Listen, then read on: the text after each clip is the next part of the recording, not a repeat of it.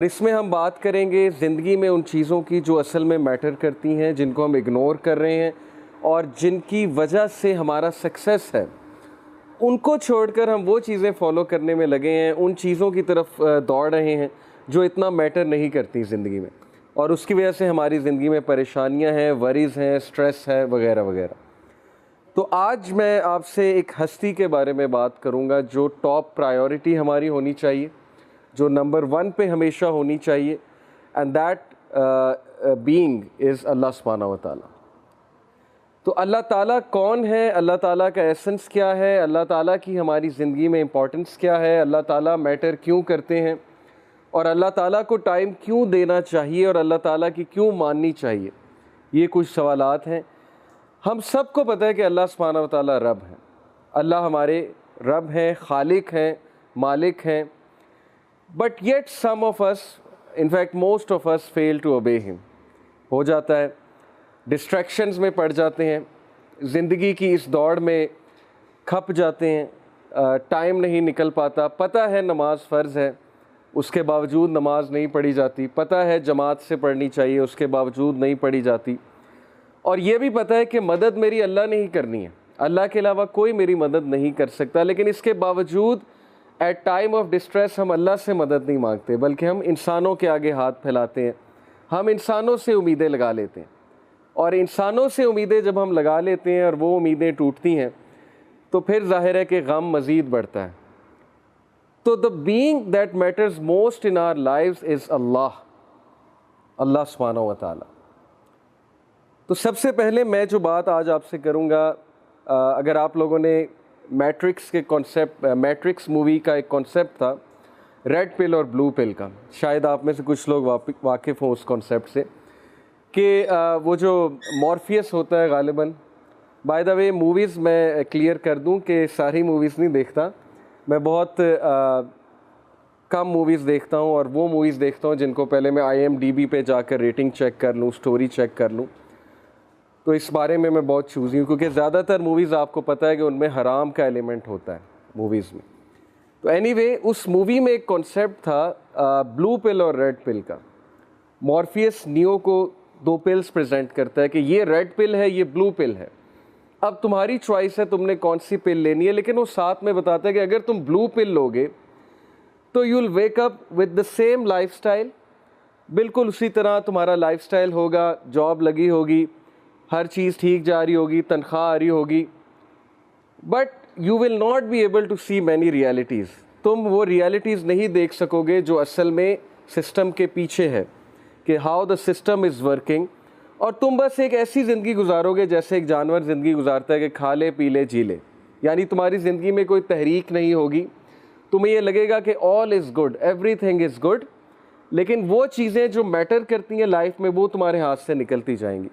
तो ये है ब्लू पिल, कि इसे ले लो, you will wake up with the same क्या कहते हैं routine, with the same thoughts, with the same conscious. और रेड पिल के बारे में उसने कहा कि अगर तुम ये लेते हो रेड पिल, तो फिर तुम्हारी आंखें खुलेंगी और फिर तुम्हें दुनिया की हकीकत और सिस्टम की हकीकत नज़र आएगी कि सिस्टम चल कैसे रहा है और हम सब कितना डिसीव्ड हैं, हम सब कितने धोखे में हैं। तो अंदाज़ा तुम्हें लग जाएगा रेड पिल लेकर। तो मैं भी जो ये हलका है ना, इसमें आपको ब्लू पिल और रेड पिल प्रेजेंट करता हूँ। ब्लू पिल यही है कि किसी बात में हम अमल ना करें, हम इन सारी बातों को स्टोरी समझें और ना हमारी लाइफ्स में कोई चेंज आए, हम घर जाके वैसे ही अपनी रूटीन रखें, कोई चेंज ना लाएं, कोई तहरीक ना लाएं, हमारे अंदर से कोई आवाज़ ना उठे। और रेड पिल ये है कि हम ये बातें सुन के कांप जाएं, हम ये बातें सुन के अपनी आंखें खोल लें, हमें रियलिटी समझ आ जाए, हम उस डिसेप्शन से बच जाएं। तो कुरान मजीद और हदीस हमें रेड पिल देती है, और वो रेड पिल ये है कि अल्लाह ताला कहते हैं वमल हयातुद दुनिया इल्ला मताउल गुरूर, कि ये दुनिया धोखे का सामान है। इस दुनिया से कहीं डिसीव ना हो जाना, इसकी रंगीनियों में पढ़ के, डिस्ट्रैक्शंस में पढ़ के कहीं असल मकसद को ना भूल जाना। तुम लोगों ने तो खुद चॉइस बाय चॉइस तुम यहाँ पर आए हो। सूरह अहज़ाब की वर्स 72 है, अल्लाह ताला कहते हैं हमने आसमानों को, हमने पहाड़ों को अमानत दी, but they did not accept, उन्होंने एक्सेप्ट नहीं किया, पहाड़ों ने और हेवंस ने, they did not accept bearing this responsibility. कौन सी रिस्पॉन्सिबिलिटी? कि अब तुम दुनिया में जा रहे हो तो जाहिर है कि मैं एक रिस्पॉन्सिबिलिटी देना चाहता हूँ सारी मखलूक़ात को। रिस्पॉन्सिबिलिटी क्या है? कि दुनिया में जाके जस्टिस इस्टेब्लिश करना है, इंसाफ से रहना है, करप्शन नहीं फैलानी। इंसानों ने कहा कि हम वॉलंटियर करते हैं, तो हम सब वॉलंटियर करके आए हैं। याद रखें, कुरान हमें बता रहा है, वी वर देयर। लेकिन जब हम यहाँ पर आए तो हम उस मकसद को भूल गए। तो रेड पिल हमें वो याद दहानी करवाती है कि आंखें खोलो, निकलो इन डिस्ट्रैक्शन से, असल ज़िंदगी की तरफ आओ, असल हकीकत की तरफ आओ। ये सारी डिस्ट्रैक्शंस हैं जो हमें नमाज से दूर करती है, अल्लाह से दूर करती है। हम समझते हैं लाइफ बहुत अच्छी जा रही है, ज़िंदगी बहुत अच्छी जा रही है, एस्केपिज़म के कायल हो चुके हैं, म्यूज़िक पे म्यूज़िक सुना जा रहा है और म्यूज़िक हमें बहुत सी चीज़ें भुलाता है, इसीलिए music is a big distraction. Okay, तो इसलिए जब तक हमारी रूटीन में तहरीक नहीं आएगी, चेंज नहीं आएगी, तब तक हम कुछ भी नहीं कर सकते। सो द रेड पिल, इंशाल्लाह we'll be knowing a lot about these things. Unplug, जैसे कि आप स्लाइड में देख रहे हैं कि हम सब को अगर इस दौर में बचना है, इस फितने से, इन डिस्ट्रैक्शन से, अगर आप चाहते हैं आपकी ज़िंदगियों में कुछ बेहतरी आए, कुछ चेंज आए, तो आप लोग को अनप्लग होना पड़ेगा। आज का इंसान अनप्लग नहीं है। और मैं एक जगह पढ़ रहा था कि अब मोबाइल डाटा का बटन है और वाईफाई का बटन है, ये एक कमोडिटी बन चुकी है, ये एक लग्जरी बन चुकी है कि इंसान इसको ऑफ़ करेगा तो वो एक लग्जूरियस लाइफ फील करेगा कि मैं फ्री हो गया हूँ, मेरे पास सोचने समझने का टाइम आ गया है। तो वी हैव टू थिंक कि हाउ टू अनप्लग आवरसेल्व्स। और इस्लाम ने, दीन इस्लाम, यकीन करें इन 10 ईयर्स मैं आपको बता रहा हूँ, दुनिया के तमाम साइंटिस्ट और साइकोलॉजिस्ट ये बात तस्लीम करने वाले हैं कि Islam is the answer, Islamic diet is the answer, Islamic routine is the answer, Islamic commandments and worship is the answer. इस तरफ आ रहे हैं सारे के सारे। अब हमें अनप्लग होने के लिए, क्योंकि हम स्पिरिचुअल बीइंग्स हैं, हम मशीन्स नहीं हैं, हमें अनप्लग होने के लिए कुछ एक्टिविटीज़ चाहिए। अब वो एक्टिविटीज़ लोग ढूंढते हैं एक्सरसाइज में, योगा में, और एक स्पिरिचुअल, ज़ाहिर है बुद्धिज़्म का एक पूरा स्पिरिचुअल स्ट्रक्चर है उसमें। तो हमारे नज़दीक अल्लाह ताला ने हमें 5 वक्त अनप्लग होने का टाइम दिया है कि ये 5 टाइम तुम हर चीज़ से फ़ारिग होके, हर चीज़ जो है उसको कंप्लीट करके मेरे पास आओ, मेरी इबादत करो, वो तुम्हारी सोल की डाइट है, और मुझे याद करो, मेरी याद को कायम करो। जैसे अल्लाह कहते हैं ना, so remember me I will remember you, मुझे याद रखो, मैं तुम्हें याद रखूँगा। ये रूल है असल में। तो ये बेहतरीन एक्टिविटी है अनप्लग होने की। 5 टाइम नमाज इंसान पढ़े, लेकिन तसल्ली के साथ, हुसन के साथ। जो नमाज पढ़ने का हुसन है, वज़ू अच्छा करे, वज़ू अच्छा करके मस्जिद तक जाए, मस्जिद में कुछ देर बैठे, अस्कार करे, और ख़वातीन के लिए ज़ाहिर है घर में है, लेकिन हुसन के साथ, अच्छे उस मिजाज के साथ। एक तो ये अनप्लग है, बाकी भी इंशाल्लाह हम डिस्कस करते हैं। So as I told you कि टुडे इंशाल्लाह we are going to discuss about the most important being, that is Allah. मैं आपके सामने कुछ आयात रखता हूँ और फिर हदीस रखता हूँ अल्लाह ताला के हवाले से। सो पहली आया है सूरह अर्राद की, वर्स नंबर 15। अल्लाह अपना तारुफ करवाते हैं। अल्लाह कहते हैं कि वलिल्लाहि यसजुदु मन फिस समावाति वल अर्ज़ि तौअन व करहन व ज़िलालुहुम बिल गुदुव्वि वल असाल। Translation, and unto Allah alone falls in prostration whoever is in the heavens and the earth, willingly or unwillingly। हर चीज़ अल्लाह को सजदा कर रही है, willingly या unwillingly। अब इससे क्या मुराद है कि हर कोई अल्लाह के हुक्म का ताबे है। सजदा करने से ये भी मुराद है, क्योंकि हर चीज़ में पत्थर भी हैं, पहाड़ भी हैं, हर चीज़ में जानवर भी हैं, हर चीज़ में नॉन मुस्लिम्स भी हैं। तो हर इंसान, चाहे वो मुस्लिम है, नॉन मुस्लिम है, पत्थर है, पहाड़ है, जो भी है, वो ताबे अल्लाह के हैं। तो that is Allah, that is the power of Allah. कि अल्लाह कहते हैं कि मेरी पावर के बगैर एक एटम भी नहीं हिल सकता, इलेक्ट्रॉन भी रिवॉल्व नहीं कर सकता एटम के इर्द गिर्द। फिर अल्लाह ताला अपने बारे में कहते हैं, सब्बहा लिल्लाहि मा फिस समावाति वल अर्ज़ व हुवल अज़ीज़ुल हकीम। कायनात में जितनी भी चीज़ें हैं, हर शय अल्लाह की तस्बीह बयान कर रही है। और अल्लाह अल अज़ीज़ है, अल्लाह अल हकीम है। अल अज़ीज़ का मतलब है एक्सट्रीमली पावरफुल, एक ऐसी हस्ती जिसकी पावर सबसे ज़्यादा है और अल्लाह ताला को कोई शिकस्त नहीं दे सकता। सो अल अज़ीज़ एंड अल हकीम के भरपूर हिकमत वाला, इनफाइनाइट विजडम वाला, क्योंकि अल्लाह ताला जिस तरह से लाइफ को देखते हैं और यूनिवर्स को देखते हैं हम देख ही नहीं सकते। अल्लाह के सामने क्या क्या डायमेंशन खुली हुई है, क्या क्या पर्सपेक्टिव है, आप नहीं समझ सकते। तो हर इंसान की ज़िंदगी डिज़ाइंड है अल्लाह की तरफ से। अल्लाह कहते हैं कि मैंने हर एक का रिज़्क मुतय्यन कर दिया है, किसी को ज़्यादा दिया है, किसी को कम दिया है। ये अल्लाह ताला की डिस्ट्रीब्यूशन है अल्लाह की हिकमत के मुताबिक। फिर अल्लाह ताला अपने बारे में कहते हैं, is he not best who responds to the desperate one when he calls upon him and removes evil and makes you inheritors of the earth. क्या अल्लाह बेहतरीन नहीं है जो किसकी आह सुनता है? उस शख्स की, उस इंसान की जो गम में है, जो इतना ज़िंदगी से अक चुका है, जिस पर इतनी मुसीबतें आ चुकी हैं, इतने टेस्ट और ट्रायल्स आ चुके हैं कि अकेले में रोने में उसके मुंह से आह निकल जाता है। जैसे एक भाई मुझे मिले, कहते हैं कि बस अब तो बस हो गई है, और अब अक्सर मेरे मुंह से निकलता है कि अल्लाह बस अब मेरी बस हो गई। तो ये कौन सुन रहा है उनकी आह?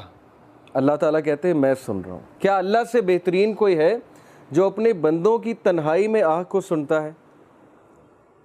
फिर अल्लाह ताला कहते हैं कि is there a deity with Allah, क्या अल्लाह के अलावा कोई इबादत के लायक है?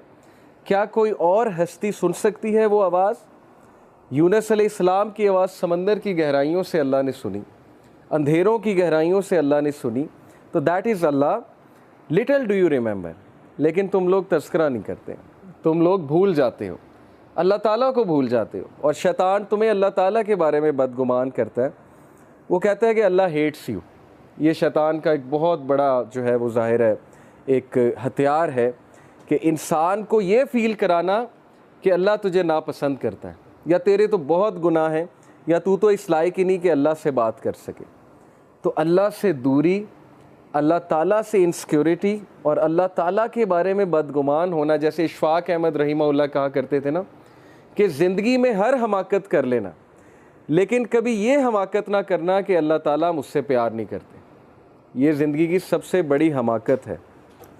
तो अल्लाह कहते हैं कि लिटिल डू यू रिमेंबर, तुम लोग याद दहानी नहीं करते, तुम लोग याद नहीं करते कि मैं हूँ कौन। या अय्युहल इंसान मा गर्रक बिरब्बिकल करीम, सूरह इन्फितार वर्स नंबर 6। ए इंसान, तुझे किस चीज़ ने अपने रब से गाफिल कर दिया जो कि करीम है। करीम से मुराद है जनरस है। और फिर अगली आयत में अल्लाह कहते हैं उसने तुझे बनाया, फैशन किया, प्रोपोर्शन किया, तुझे शेप दी, जिस तरह उसने विल किया तुझे शक्ल दी। जब माँ के पेट में तू था तेरी हिफाजत कौन कर रहा था? अल्लाह सुब्हानहू व तआला कर रहे थे। फिर जब तुम बड़े हुए हो तुम्हें किन किन हादसों से अल्लाह ताला ने बचाया। हमारे गुनाहों के बावजूद अल्लाह ताला हमें रोज़ाना माफ़ करते हैं। तो किस चीज़ ने गाफिल कर दिया अल्लाह से तुम्हें? तुम हर इंसान से उम्मीद लगाते हो, लेकिन अल्लाह ताला से तुम बदगुमान हो। तुम्हारे पास हर चीज़ का टाइम है, लेकिन नमाज़ पढ़ने का टाइम नहीं है। और कितने मिनट्स लगते हैं? 15 मिनट अगर आप एक नमाज के लगा लें, अगर अच्छे से पढ़ी जाए तो 75 minute. 75 minute divided by 14, 40, 40 minute होते हैं एक दिन में, 24 घंटे में 1440, सॉरी 75 को 1440 से डिवाइड करें, शायद 6-7% बनता है। तो 6 से 7% दिन का हिस्सा अगर तुम अल्लाह को नहीं दे सकते, जो वो हस्ती है जो सबसे ज़्यादा मैटर करती है ज़िंदगी में, तो इसका क्या मतलब है? इसका मतलब ये कि हम डिसीव हो गए, इसका मतलब है कि हम खो गए, इसका मतलब है कि हमने उस हस्ती को इग्नोर कर दिया, यानी हमने अपने पाँव पे खुद ही कुल्हाड़ी मार ली। और वो हस्ती बार बार हमें बुलाती है 5 times a day। अल्लाह सुब्हानहू व तआला कॉल्स अस, हमारे फ़ायदे के लिए। ये नहीं कि तुम्हारी इबादत से मुझे कोई फ़ायदा होगा, मेरे तो पता नहीं करोड़ों एंजल्स, अरबों खरबों एंजल्स अल्लाह ताला की हमद बयान कर रहे हैं। मिराज के सफ़र पे जब रसूल अल्लाह सल्लल्लाहु अलैहि वसल्लम गए थे तो अल्लाह के नबी सल्लल्लाहु अलैहि वसल्लम ने बयान किया कि हर एक आर्म की लेंथ पे एक एंजल खड़ा हुआ है हेवंस में, हर एक आर्म की लेंथ पे जो अल्लाह की हमद कॉन्टीन्यूसली बयान कर रहा है। दैट इज़ अल्लाह। तो अल्लाह ताला को ज़रूरत नहीं है, लेकिन तुम्हारे अपने फ़ायदे की बात है। तुम वज़ू करोगे, तुम अनप्लग हो जाओगे, तुम सजदा करोगे, ठीक है, उसके बॉडी के मेडिकल बेनिफिट्स कितने हैं, क्या क्या बेनिफिट्स हैं। सो या अय्युहल इंसान मा गर्रका बिरब्बिकल करीम, किस चीज़ ने तुझे उस हस्ती से गाफिल कर दिया जो कि मोस्ट जेनरस है। ओ Mankind, what has deceived you concerning your Lord, the most generous। Abu Hurairah रज़ियल्लाहु अन्हु से एक हदीस बयान होती है, इन अल्लाह ताला यक़ूलु या अब्ना आदमा तफ़र्रक़ ली इबादती अमला सदरक़ा ग़िनियन व असुद्दु फ़क़रक व असुद्दा फ़क़रक। क्या ट्रांसलेशन है? अबू हुरैरा रज़ियल्लाहु अन्हु से रिपोर्ट हुआ कि नबी सल्लल्लाहु अलैहि वसल्लम ने कहा कि अल्लाह सुब्हानहू तआला कहते हैं, ये हदीस कुदसी है, जो हदीस में अल्लाह ताला की तरफ से बात है ना, उसे हदीस कुदसी कहते हैं। कहा कि ओ सन ऑफ एडम, ए आदम के बच्चे, busy your self with my worship, अपने आप को फारिग कर ले मेरी इबादत के लिए, उसका क्या होगा तुझे रिवॉर्ड?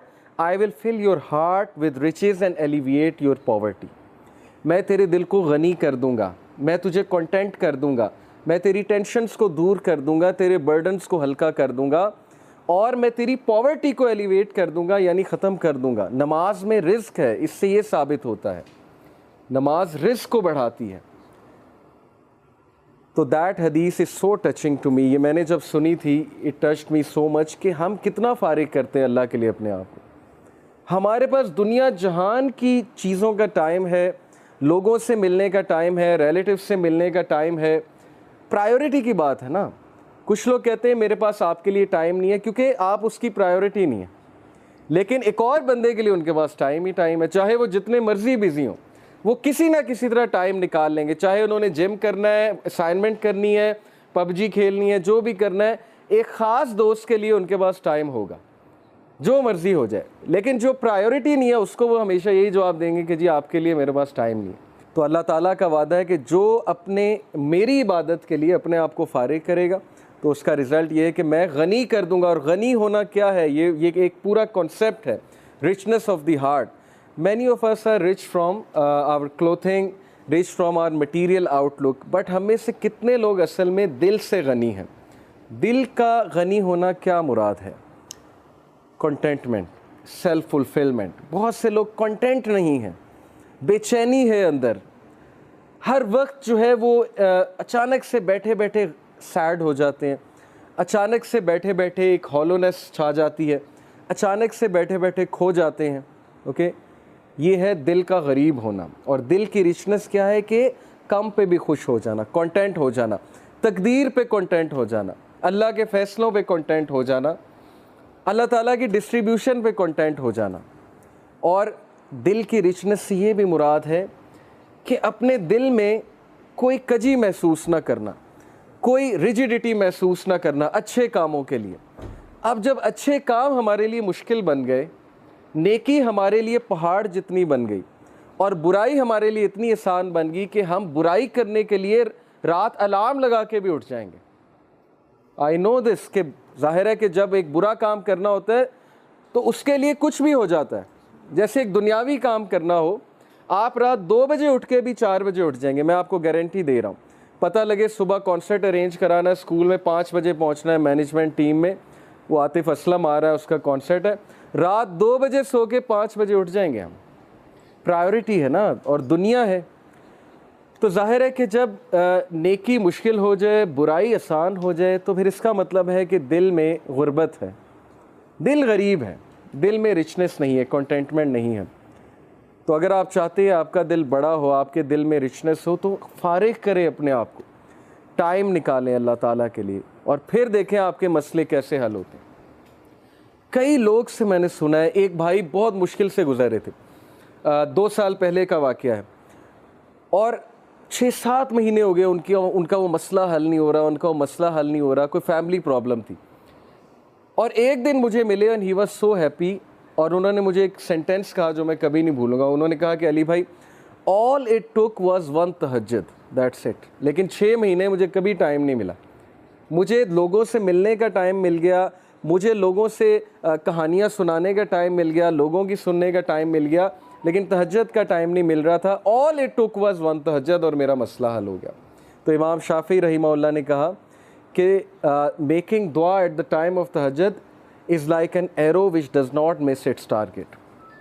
तो बाकी ये कि अल्लाह दुआ आप करें और ना मिले, ये एक अलग बात है। ज़ाहिर है अल्लाह ताला वही देंगे जो बेहतर है, लेकिन ये सेंटेंस याद रखने वाला है कि all it took was one तहज्जुद।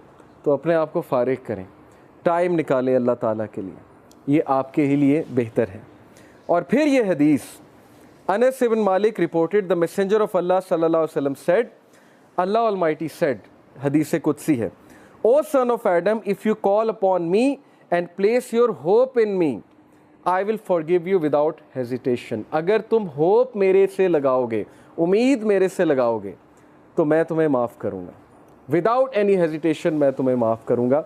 O son of Adam if you have sins piling up to the clouds and then ask for my forgiveness I will forgive you without hesitation. और अगर तेरे गुनाह आसमान तक जा रहे हैं और आसमान की तरह पाइल अप हो चुके हैं, क्लाउड्स की तरह, यानी इतने सिन्स हो चुके हैं कि तुम इसराफ कर चुके हो, और तुम मुझसे माफ़ी मांगोगे, मैं तुम्हें माफ़ करूँगा, लेकिन सच्चे दिल से तौबा करोगे, मेरे पास आओगे, मेरे से बात करोगे, मुझे रिकग्नाइज करोगे, तो मैं तुम्हें माफ़ करूँगा।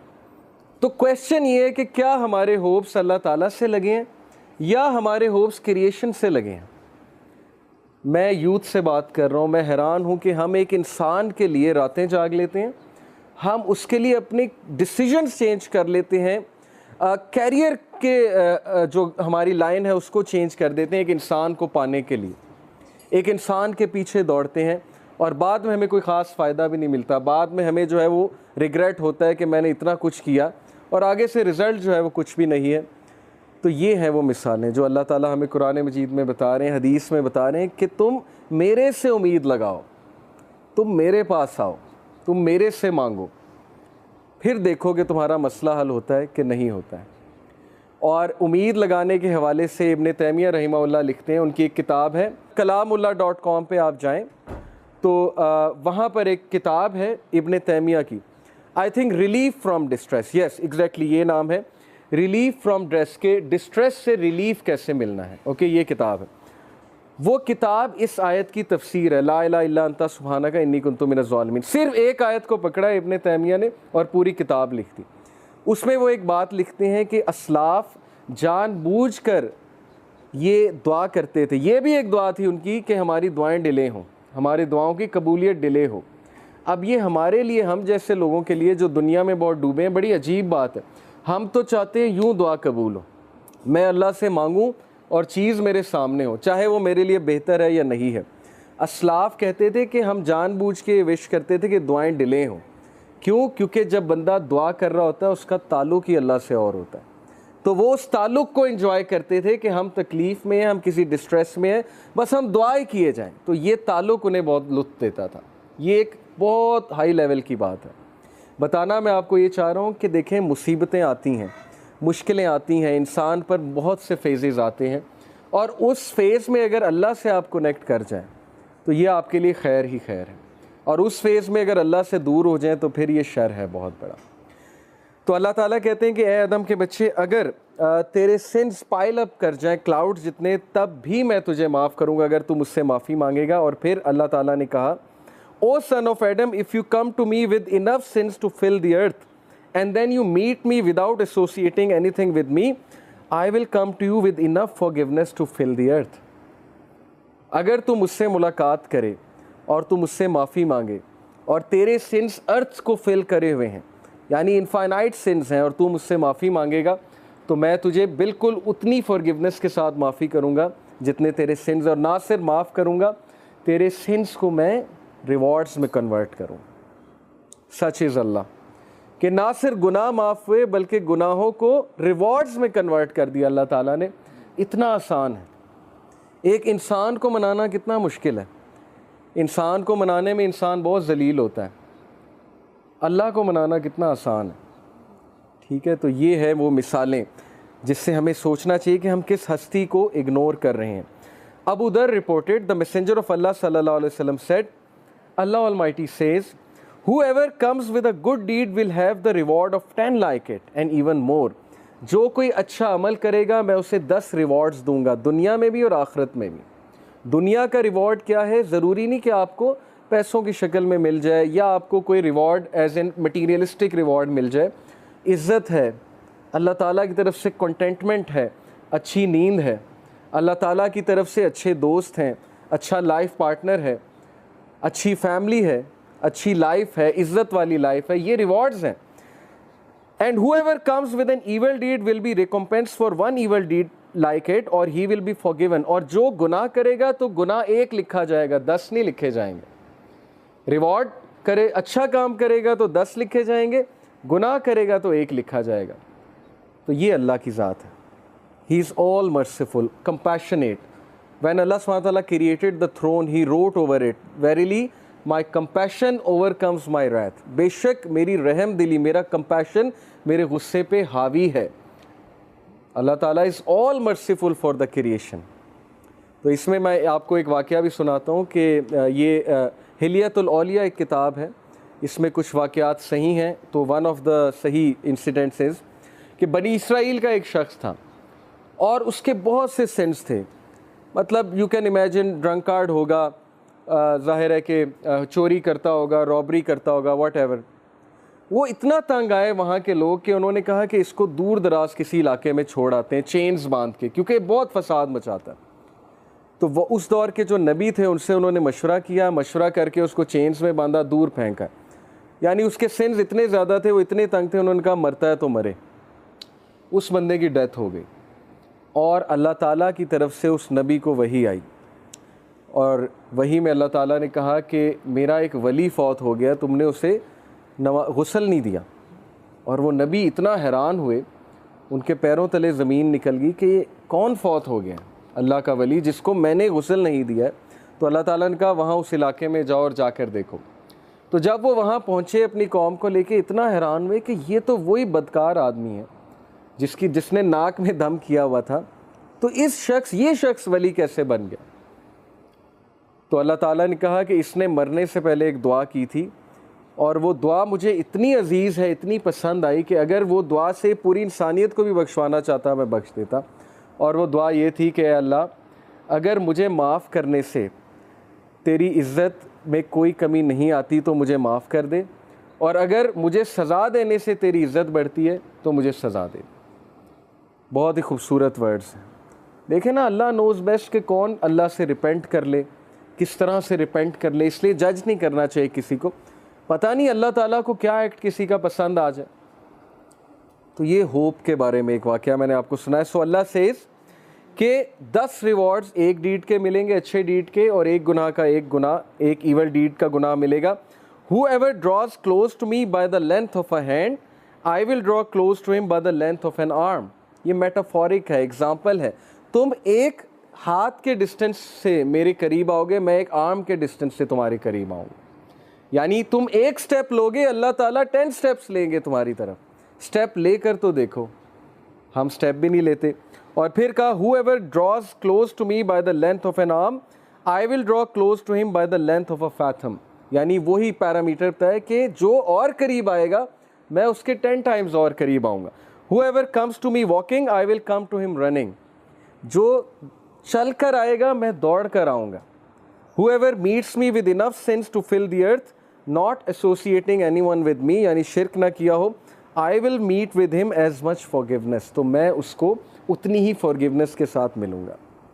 तो ये अल्लाह की ज़ात है कि आप एक स्टेप लेंगे, अल्लाह ताला 10 स्टेप्स लेंगे। आप चल कर आएंगे, अल्लाह ताला दौड़ कर आएंगे, आपको वेलकम करने आएंगे। ओके, इसलिए अल्लाह ताला ये गफलत में कभी ना आइएगा, ना ही इस हमाकत में कभी पड़िएगा कि मेरे गुनाह बहुत ज़्यादा हैं, या अब मैं क्या करूं अल्लाह ताला के पास जाके, हर चीज़ तो हराम है, वो हराम मैं करता हूं।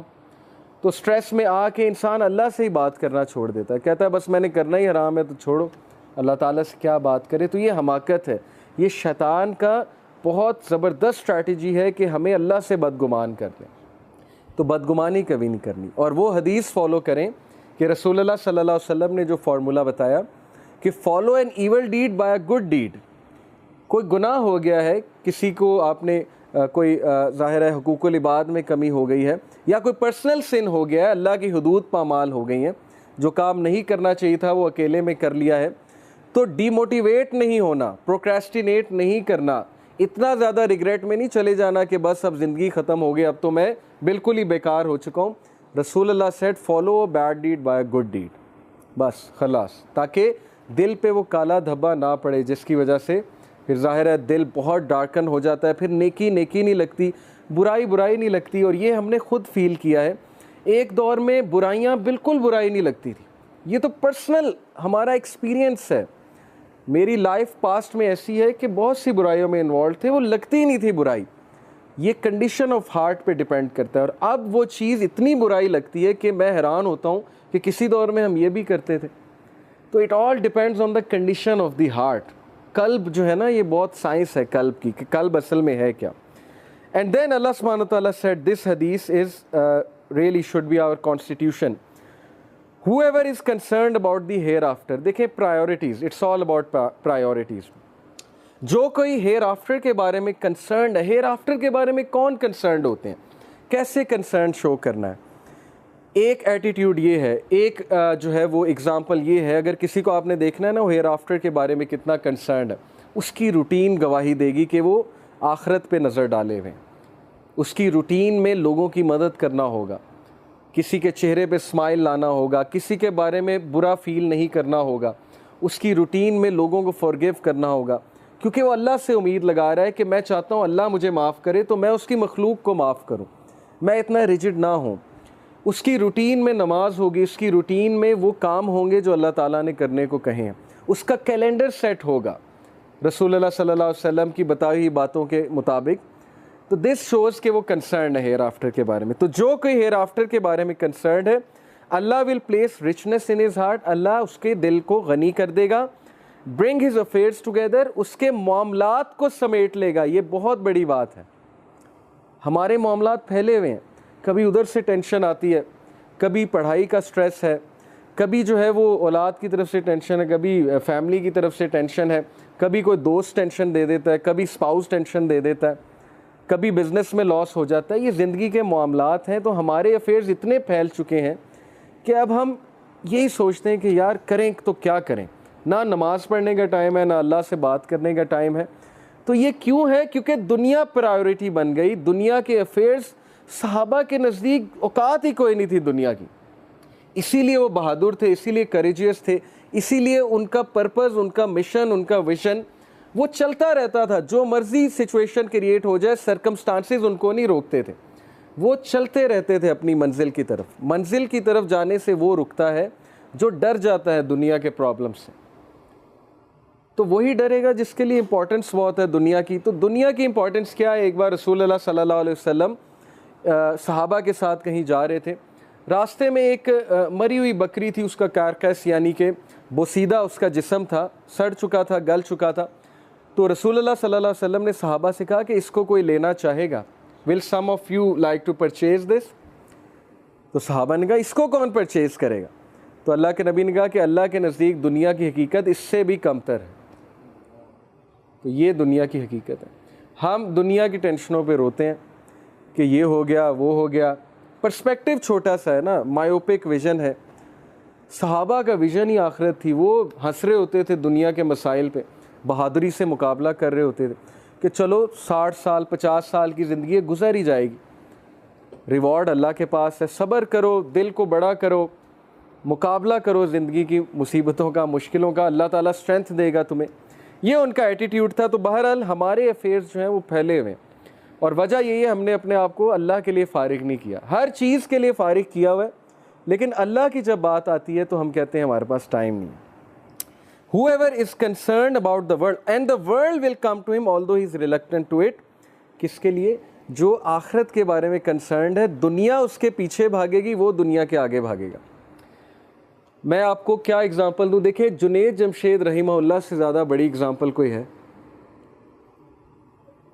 जुनैद जमशेद रहीमहुल्लाह ने कहा कि मैंने ज़िंदगी में बड़ा कुछ किया, लेकिन खुदा की कसम सुकून मिला है तो वो एबटाबाद या पता नहीं कौन से इलाके का उन्होंने नाम लिया कि वहाँ की एक मस्जिद में फटी हुई टाट के ऊपर बैठ के मुझे सुकून मिला।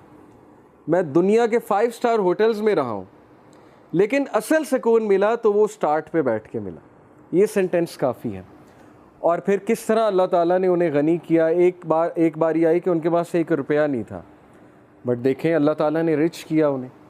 और अक्सर कहा करते थे कि अल्लाह ताला मुझे शहादत की मौत दे। और देखें वो एक अच्छे दीनी काम से वापस आ रहे थे, और एयरप्लेन क्रैश में कंफर्म शहादत है, इंशाल्लाह हम दुआ करते हैं उनके लिए। तो दुनिया तुम्हारे पीछे भागेगी, तुम दुनिया के आगे भागोगे। मैंने यूनिवर्सिटी में मेरे एक दोस्त थे, वो टॉपर भी थे और वो हर वक्त किसी ना किसी प्रोडक्टिव काम में लगे होते थे। कभी किसी सिटी जा रहे हैं, कभी कहीं जा रहे हैं, लेक्चर्स दुरूस देने के लिए। हम हैरान होते थे कि ये पढ़ते कब हैं, लेकिन वो टॉपर भी थे, वन ऑफ द टॉपर्स थे, टॉप 3 में थे।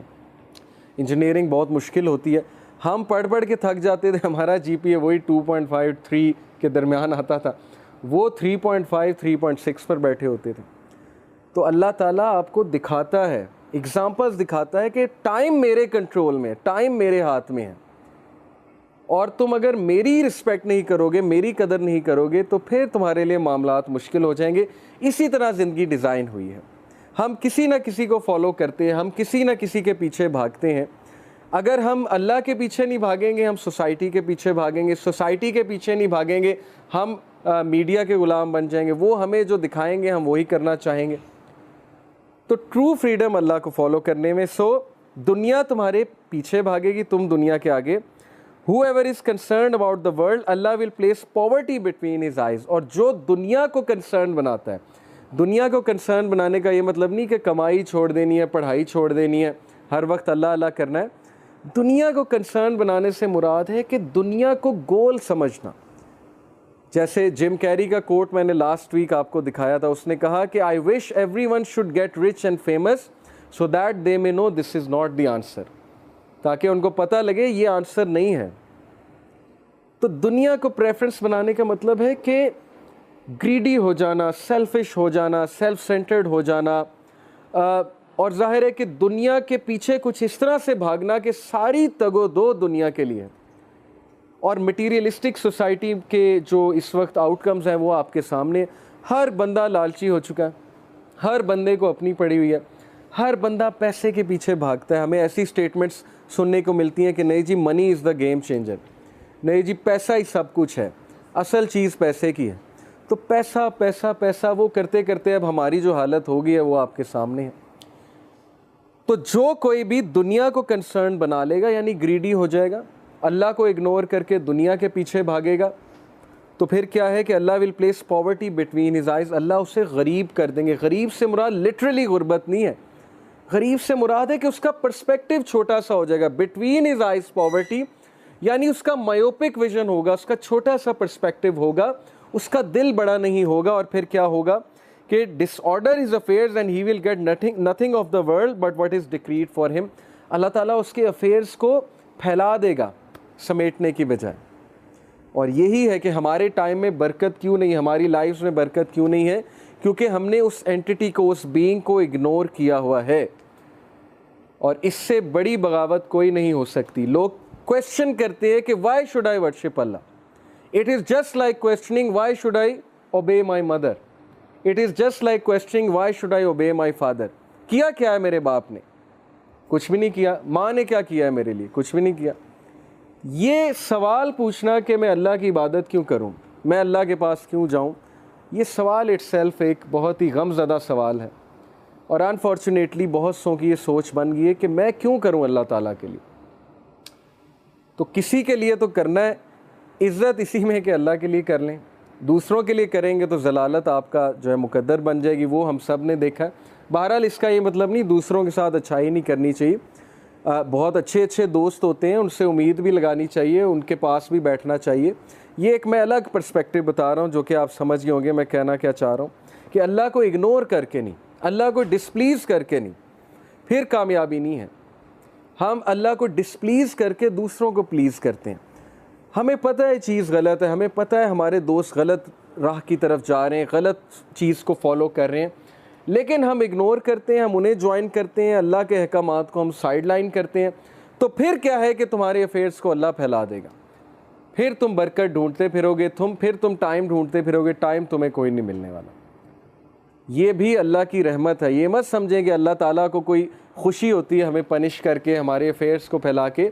ये हमें वापस लाने का तरीका है। जैसे पेरेंट्स कभी कभी रीइंफोर्समेंट करते हैं, पनिशमेंट देते हैं बच्चे को, उस्ताद बहुत से तरीके यूज़ करता है बच्चे को वापस लाने के लिए। ये भी अल्लाह की रहमत है। ये तो पर्सपेक्टिव की बात है ना। कुछ लोग इसको समझते हैं कि अल्लाह ताला पता नहीं क्यों इतने गुस्से वाले। It's all about perspective. तो अल्लाह के कुछ एट्रीब्यूट्स पे हम बात करते हैं इंशाल्लाह। अल्लाह इज़ अल हकीम। अल्लाह के नामों के बारे में स्टडी करना, उन नामों के सीक्रेट्स को जानना, उनकी रूह को पहचानना, ये मैं समझता हूँ कि मैंडेटरी है आप सब के लिए। 99 नेम्स खोल कर कभी उन्हें पढ़ें, उनको समझने की कोशिश करें कि इस नाम का मतलब क्या है, इसका इम्पैक्ट क्या होगा। हर नाम का आपकी लाइफ पे कोई ना कोई इम्पैक्ट है। अल हकीम का इम्पैक्ट क्या है हमारी लाइफ पे? Al Hakim means the most wise, full of wisdom. अब हमें सूरह कहफ में एक वाक़या मिलता है कि खिज़र अलैहिस्सलाम और मूसा अलैहिस्सलाम जब सफ़र पर गामज़न थे तो मूसा अलैहिस्सलाम ने देखा खिज़र अलैहिस्सलाम ने कश्ती में शगाफ डाल दिया, जिस कश्ती में वो सफ़र कर रहे थे, यानी एक होल क्रिएट किया और कश्ती डूब गई, सिंक कर गई। तो मूसा अलैहिस्सलाम चूँकि प्रॉफिट थे, नबी थे, उन्हें गुस्सा चढ़ा। उन्होंने कहा ये आपने क्या किया, ये गरीब आदमी की कश्ती थी, आपने जो है वेस्ट कर दी। तो खिज़र अलैहिस्सलाम ने बाद में जो जवाब दिया 3 चीज़ों के बाद, वो ये था कि देखो आगे एक जालिम हुक्मरान था, बादशाह था, उसने कश्ती हथिया लेनी थी, मैंने सिंक कर दी, कुछ देर बाद ये ऊपर आ जानी थी और उस बंदे को मिल जानी थी। लेकिन तुम जिस माइंडसेट के साथ देख रहे हो, तुम्हें अपेरेंट नज़र आ रहा है। वो अपेरेंट क्या है कि मैंने कश्ती का नुकसान कर दिया।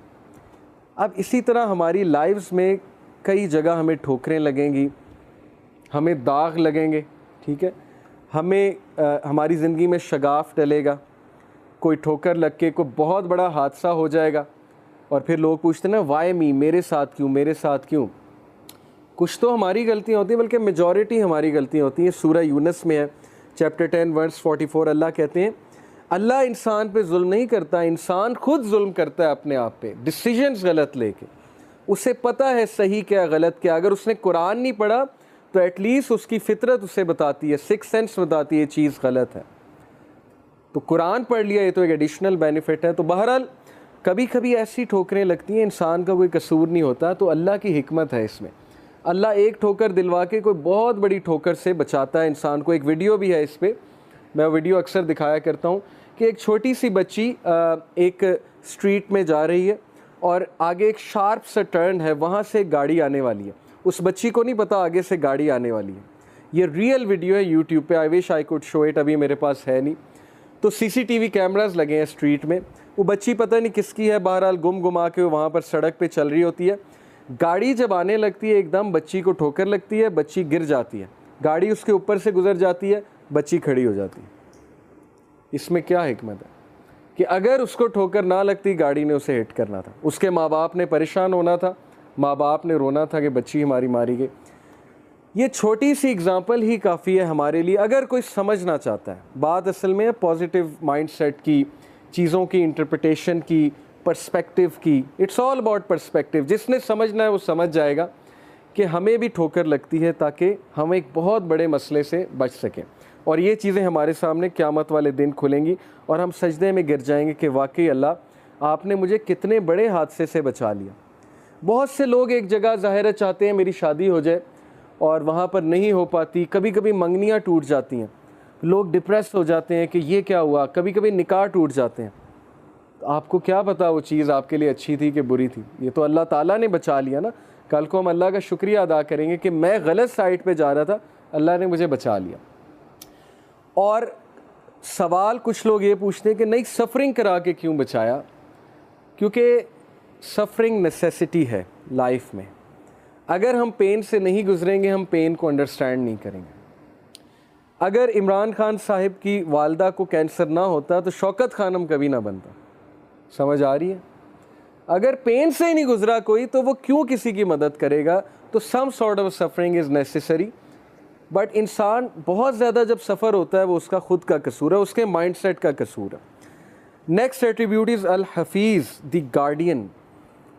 अल्लाह ताला हमारी कैसे हिफाजत करता है, किस किस तरह हिफाजत करता है। अगर हम वो हमारे सामने हकीकत खुल जाए तो यही हकीकत काफ़ी होगी। मैं तो कहता हूँ 5 नमाज़ें फ़र्ज़ हैं, असल में 50 नमाज़ें फ़र्ज़ होनी थी। ज़िंदगी का मकसद ही इबादत है।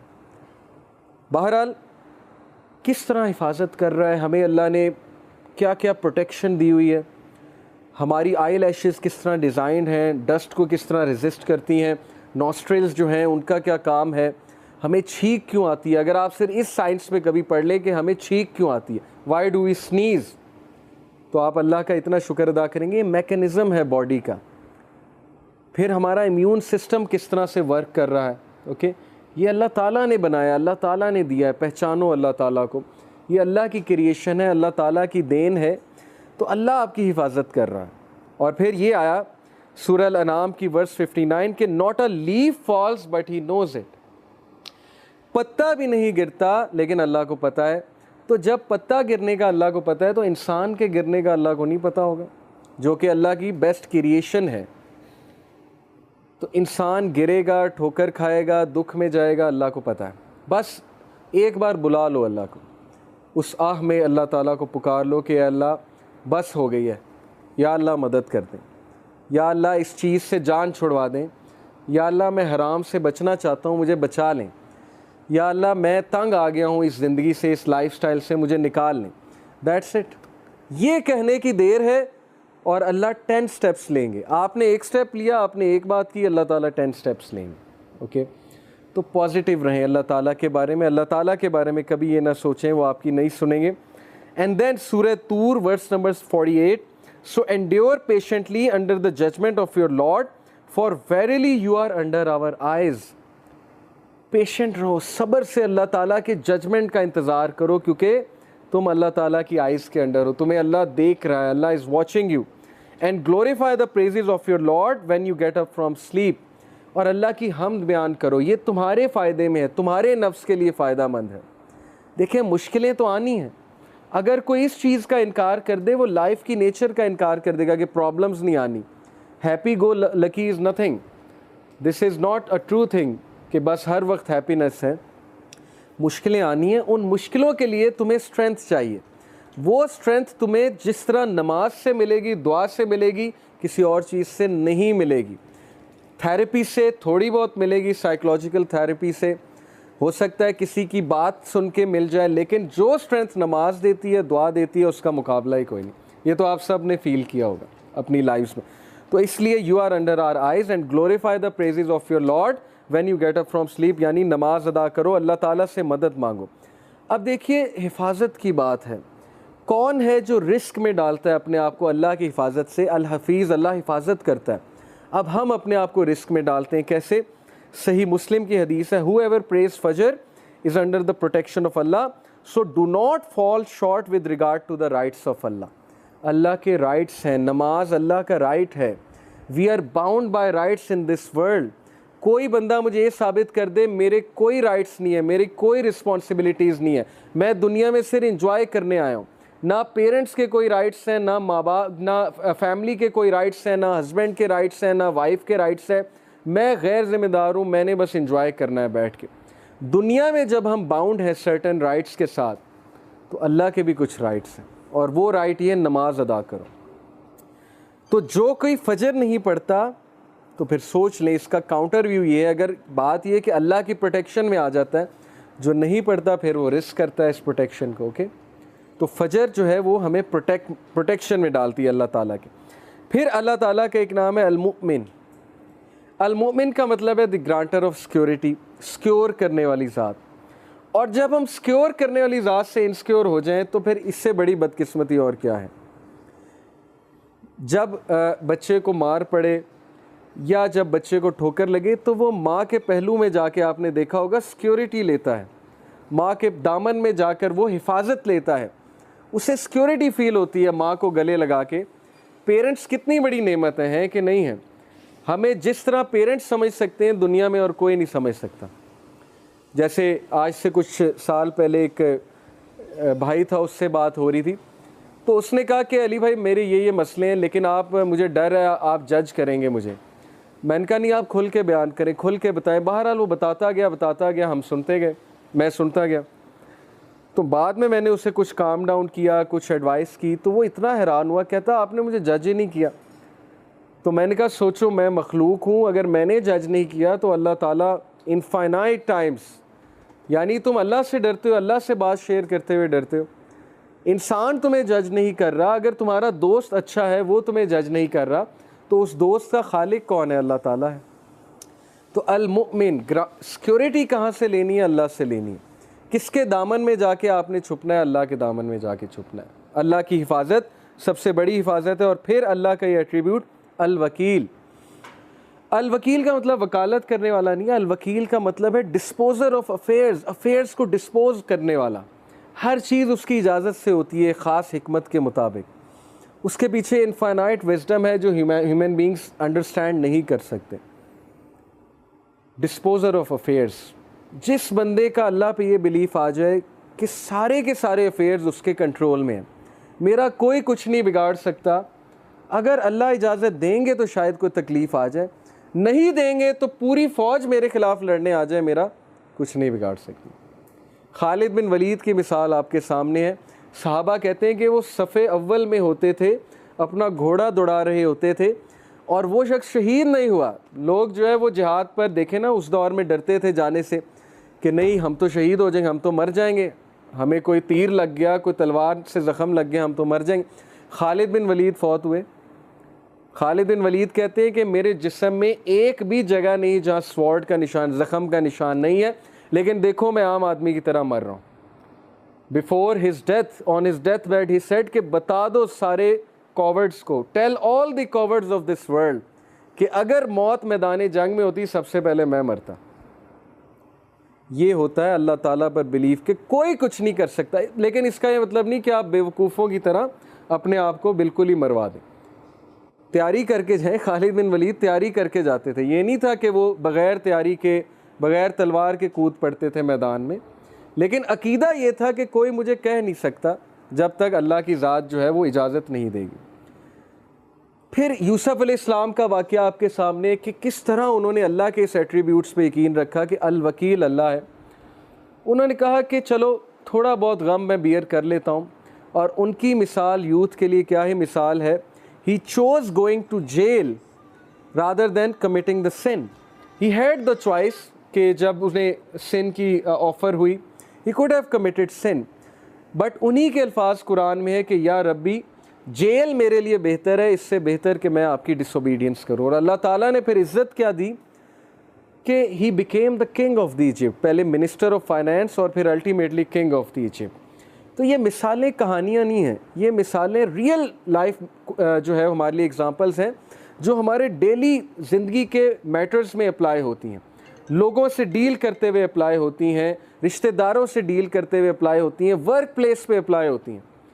वर्क प्लेस में कितनी हरासमेंट होती है, वर्क प्लेस में जो है वो कितना बुली किया जाता है, वर्क प्लेस में कितनी साजिशें होती हैं, पॉलिटिक्स होती हैं। लेकिन अगर आप मेहनती हैं, आप कॉम्पिटेंट हैं और आप अल्लाह से डरने वाले हैं, कोई आपका कुछ नहीं बिगाड़ सकता। अल्लाह आपको इज़्ज़त ही देगा, आप ऊपर ही ऊपर जाएंगे। तो किसी से डरने की कोई ज़रूरत नहीं।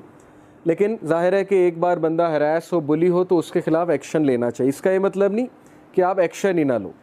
तो दैट इज़ अल वकील फॉर यू, कि he is the disposer of affairs. हर चीज़ उसकी इजाज़त से होती है। अल वदूद, अल वदूद का मतलब सिर्फ दी लविंग नहीं है। अल वदूद का मतलब है वो ज़ात जो अनकंडीशनल लव करती है। हम दुनिया में कंडीशनली चलते हैं हर एक के साथ। ये बात आप माने या ना माने कि कोई ना कोई यूज़ एसोसिएट होता है, किसी से दिल लगाने का या किसी से दोस्ती करने का। अगर कोई यूज़ नहीं तो ये यूज़ है कि मुझे इसकी कंपनी चाहिए, मुझे इसकी ज़रूरत है, ये भी एक यूज़ है। तो अल्लाह ताला की ज़ात वो हस्ती है जो इंसान से अनकंडीशनल मोहब्बत करती है। यानी तुम डिसोबे करोगे तब भी मोहब्बत है और तुम ओबे करोगे तब भी मोहब्बत है। नॉन मुस्लिम से भी मोहब्बत है। इसीलिए तो मैसेज भेजा, वरना तो कोई गैर जिम्मेदार टीचर होता और कहता भाड़ में जाएं नलायक स्टूडेंट, मेरा इनसे क्या लेना देना। कुछ टीचर्स ऐसे होते हैं ना, वो कहते हैं बैक बेंचर्स ठीक है, फेल होते हैं तो होए, मुझे क्या। तो this is how life is designed कि अल्लाह ने अंबिया को भेजा, हमें समझ दी कि ये भी मेरे बंदे हैं, इनको जाकर बताओ कि ट्रुथ क्या है, हक क्या है, सच क्या है। तो ये है अल्लाह का अनकंडीशनल लव। अल्लाह नॉन मुस्लिम को भी रिज़्क़ देता है और दबा के देता है अगर वो मेहनत करे। ऐसी हस्ती के लिए टाइम ना निकालना, ये फिर इंसान का बहुत बड़ा लॉस है। एंड देन दिस एट्रीब्यूट, ये एक आयत मैं आपके सामने रखता हूँ। Verily it is Allah who causes the seed rain and the fruit stone to split and sprout. He brings forth the living from the dead, and it is He who brings forth the dead from the living. कौन है जो बीज में से, नन्हे से बीज में से पौधे को फाड़ता है और निकालता है? सख्त तरीन ज़मीन में से, कभी आपने सोचा है मिट्टी सख्त होती है, उसमें से कैसे बीज फोर्स करके निकल आता? अल्लाह कहते हैं कौन है? मैं हूँ। तो जब अल्लाह सख्त ज़मीन में से नरम से पौधे को निकाल सकता है तो सख्त हालात में आपको भी मुकाबला करवा सकता है। कितनी मोटिवेशन है। लोग घुटने टेक देते हैं कि नहीं नहीं, मुझ पे मुसीबत क्यों आई, मेरे पे क्यों मसला क्यों आया? क्या पता अल्लाह ने आपसे कोई काम लेना, क्या पता अल्लाह आपको as a soldier and a commander तैयार कर रहा है सोसाइटी के लिए। नबी से ज़्यादा मुश्किलें किस पर आई हैं? एक मुश्किल ख़त्म हुई, दूसरी, दूसरी ख़त्म हुई, तीसरी, तीसरी के बाद मल्टीपल, चौथी, पाँचवीं, छठी। इमेजिन कर सकते हैं आप कि जिस टाइम मैक्सिमम सपोर्ट चाहिए अबू तालिब की, उस टाइम उनकी जो है वो फौत हो जाती है। जिस टाइम मैक्सिमम सपोर्ट चाहिए अपनी वाइफ की, उस टाइम वाइफ फौत हो जाती। तो क्या सिखाया नबी सल्लल्लाहु अलैहि वसल्लम को और उनके थ्रू हमें कि सिर्फ अल्लाह पे डिपेंड करो। अल्लाह की ज़ात रहेगी, कांस्टेंट है। बाकी माँ बाप हैं, वो उन्होंने भी चले जाना है एक दिन, हर किसी ने चले जाना है एक दिन, लेकिन अल्लाह के साथ मामला ठीक है तो फिर अल्लाह माँ बाप के साथ भी मिलाएगा एक दिन, और अल्लाह ताला दुनिया में भी अच्छी ज़िंदगी देगा। तो ये मिसालें हमारे लिए कि डरो नहीं। हम जब पौधे को निकाल देते हैं सख्त ज़मीन से, तो हम तुम्हें भी निकाल देंगे किसी डिफ़िकल्ट सिचुएशन से। और फिर ये दो एट्रीब्यूट्स अल्लाह के, अल अफ़ू एंड अल हलीम। अल अफ़ू का मतलब है दी पार्डनर, यानी who will pardon sins no matter how many और हाउ ग्रेट दे आर, और बार बार माफ़ करेगा, रेपिटेटिवली माफ़ करेगा, लेकिन आप माफ़ी मांगने वाले बने। और अल हलीम दी फॉरबियरिंग वन। अल हलीम का मतलब है हिल्म वाला, फॉरबियरेंस वाला, जो जल्दबाजी में फ़ैसले नहीं करता, जिसके पास बहुत हिकमत है, जो हिल्म के साथ फ़ैसले करता है। दैट इज़ वाई अल्लाह ताला पर डिपेंड करो, अल्लाह ताला से मदद मांगो इंसानों की बजाय। एंड देन अल मुहैमिन और अल मुहीत। अल मुहैमिन का मतलब है the watcher over his creatures. और आप हैरान हो जाएंगे कि अल्लाह ताला हर इंसान को किस तरह वॉच कर रहा है। Who manages the affairs of his creatures, guards them from harm and provides sustenance for all of them. This attribute reminds us that God is forever watching over us and doing what is best for us all. ये एक अलग बात है कि हम खुद अपने लिए कोई मुसीबत ले आते हैं, लेकिन वहाँ से भी अल्लाह निकालता है। ये मैंने खुद अपनी लाइफ में विटनेस किया है कि बार बार इंसान अपने आप को फंसा देता है एक सिचुएशन में, फिर अल्लाह के पास जाके रोता है कि अल्लाह फंसा बैठे हैं, अब निकाल लें। सारी ज़िंदगी की स्टोरी यही है कि पहले फंसाता है और फिर अल्लाह के आगे जाके रोता है कि अब निकाले, और अल्लाह निकालता है। अल्लाह ये नहीं कहता कि दौड़ जा, पहले मैंने निकाला, अब निकाला, अब तीसरी बार फिर आ गए। कोई इंसान होगा वो कहेगा कि चलो यहाँ से, 10 बार तुम्हें समझा दिया, बार बार तुम जो है वो वही मिस्टेक करते हो। तो ऐसी हस्ती को इग्नोर करना ये फिर बहुत बड़ी हमाकत है। Al Muhit the encompasser, who encompasses all things with his knowledge, power, mercy and dominion. Nothing is concealed from him. कोई चीज़ अल्लाह से कंसील नहीं है, वो एनकम्पास करता है, हर चीज़ का अहाता किए हुए हैं। जैसे कहते हैं ना, वला युहीतूना बिशैइन मिन इल्मिही इल्ला बिमा शाअ वसिअ कुर्सियुस समावाति वल अर्ज़, कि हर चीज़ का अहाता अल्लाह ताला किए हुए है। अल्लाह ताला का इल्म हर चीज़ का अहाता किए हुए है। इसलिए अल्लाह से मदद मांगे, किसी से डील करते हुए अल्लाह से मदद मांगे। सहाबा छोटी छोटी बातों पे अल्लाह से मदद मांगते थे। हम ये समझते हैं अल्लाह से मदद मांगनी जब कोई बहुत बड़ा मसला आ गया, अदरवाइज़ मदद नहीं मांगनी। तो सहाबा तो नबी सल्लल्लाहु अलैहि वसल्लम ने सिखाया कि जूते का तस्मा भी अल्लाह से मांगो। आप कभी ट्रैफिक में फंसे हैं, छोटी सी चीज़ है, आप अल्लाह से मदद मांगे, अल्लाह ताला निकाल दे। अल्लाह को पसंद आएगी ये बात कि छोटी छोटी चीज़ों पे मुझ पे डिपेंड कर रहा है। आपने कोई मेड रखनी है, किसी के साथ डीलिंग करनी है, अल्लाह से मांगे कि अल्लाह ये अच्छी मुझे सिचुएशन मेरे लिए क्रिएट हो, कोई फ्रॉडिया ना मिले मुझे, कोई ऐसा वैसा बंदा ना मिले जो कल को मुझे नुकसान पहुंचाए। बिकॉज अल्लाह अहाता किए हुए है कि कौन अच्छा है कौन बुरा है, तो अल्लाह से मांगे। Such is Allah then how are you deluded away from the truth. ये है सूरह नाम की वर्स 95। ये है अल्लाह, तो क्यों धोखे में पड़े हुए हैं? सारी बातें तुम्हें पता हैं, तो क्या अल्लाह को इग्नोर करना चाहिए? क्या अल्लाह मैटर नहीं करता ज़िंदगी में? क्या अल्लाह के हुदूद मैटर नहीं करते? तो अपने आप को फ़ारिग करें अल्लाह ताला के लिए, उस हदीस पे अमल करें। यही आज का हमारा टास्क है कि हम टाइम निकालें अपना टाइम टेबल कुछ ऐसा डिज़ाइन करें कि प्रायोरिटी अल्लाह, और जिसकी प्रायोरिटी अल्लाह है वो टाइम निकाल लेगा। बहुत से लोग बहाना करते हैं कि नहीं मैं इधर था, शॉपिंग कर रहा था, या ट्रैफिक में था, या रास्ते में था। मैंने कई लोग देखे हैं, वो चाहे रास्ते में हो, चाहे गाड़ी चला रहे हो, चाहे शॉपिंग कर रहे हो, वो नमाज़ पढ़ने चले जाते हैं। वो एम्पोरियम में गए हो, मस्जिद चले जाते हैं। वो रास्ते में कहीं मस्जिद, उनको पता होता है मस्जिद कहाँ है। जिनकी प्रायोरिटी नहीं, उनको पता ही नहीं होगा मस्जिद कहाँ। वो रूट ही ऐसा सेलेक्ट करेंगे कि उन्हें पता है कि यहाँ मस्जिद है, यहाँ मस्जिद है, तो चलो अगर मैं घर नहीं भी पहुँचता तो रास्ते में, मैं मर्दों की बात कर रहा हूँ, मस्जिद में नमाज़ पढ़ लेंगे। So such is Allah, then how are you deluded away from the truth. और फिर ये लास्ट बात, Surah Ankabut chapter 29 verse 63, who is it that sends down water from the clouds then gives life to the earth with it after its death, say all praise is due to Allah, ने most of them do not understand. कौन है जो बंजर ज़मीन को ज़िंदगी देता है आफ्टर इट्स डेथ? कौन है जो बारिश को बरसाता है और तुम देखते हो कि एक ज़मीन बंजर थी और बाद में सब्ज़ हो गई, वहाँ पर पौधा उगाया, वहाँ पर ग्रीनरी हो गई? ये सब अल्लाह के करने हैं, इसीलिए all praise is due to अल्लाह।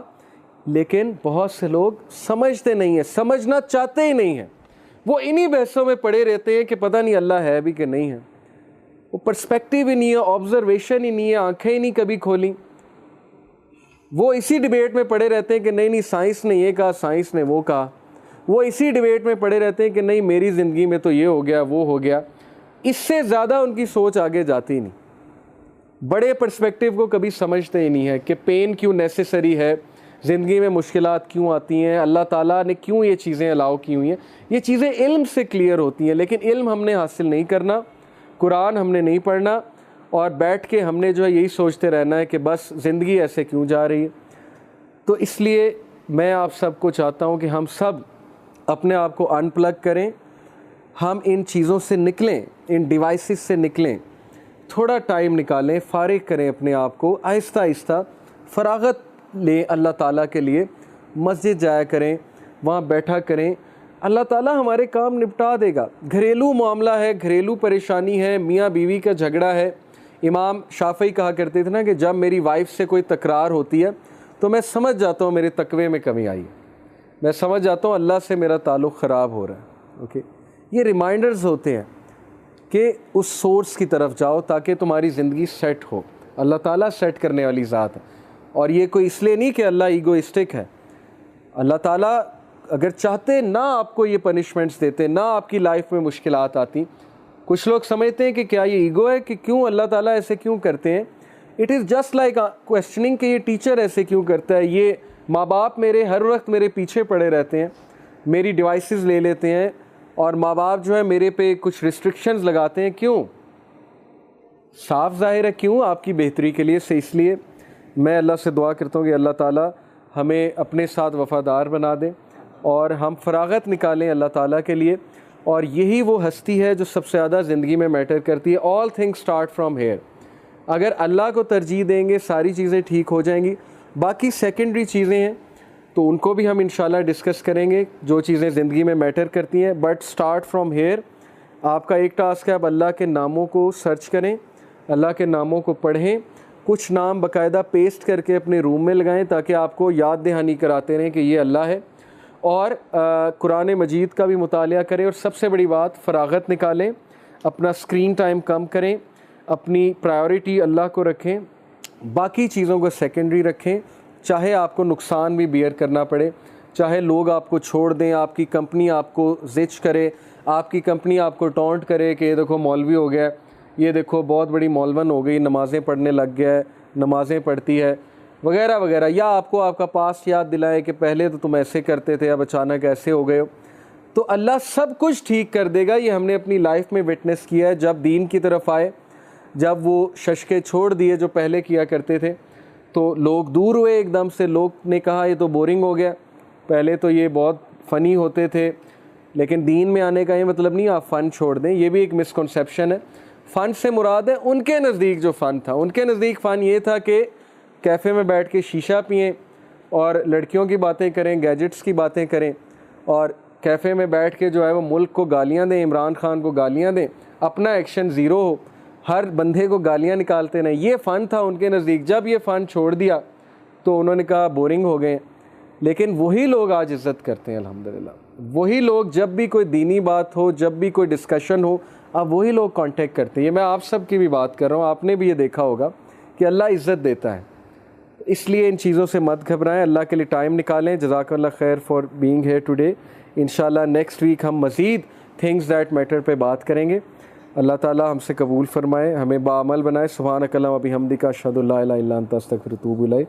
जज़ाकुमुल्लाह खैर। वस्सलामु अलैकुम व रहमतुल्लाहि व बरकातुहू।